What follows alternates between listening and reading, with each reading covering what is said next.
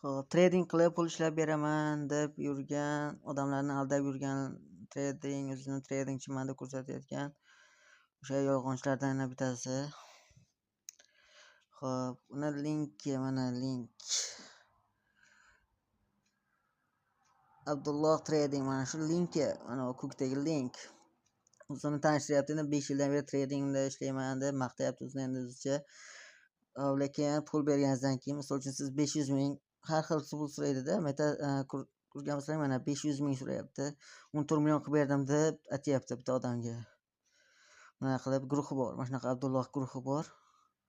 Trading qilib mana odamlarga pul ishlab beryapman. 500 ming bering, 18 million qilib beryapman deyapti mana bunisida. Bu odamlarni aldayapti-da, aldab pulini olyapti. Biz 500 ming bergandan keyin bloklab chiqib ketadi yoki bu aldoqchi yana pul berib turingcha yetmayapti, tradinggacha pul bersangiz ko'proq beraman deb odamlarni aldayapti-da, tushunasizmi?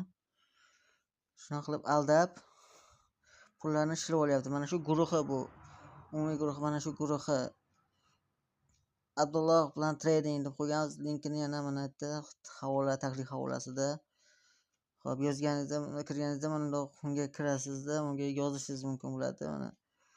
Lekin yozmanglar, yozsalaring ham shuncha pul bermanglar, shunchaki sinash uchun yozinglar. 500 ming deydi, siz 500 ming berganingizdan keyin yo'qolib qoladi bu. Pul aldaydi-da, xullas. 500 ming berasiz, mana 10 million qilib berardim deyapti bittasiga. Shunaqa aldab pullaringizni shilib oladi.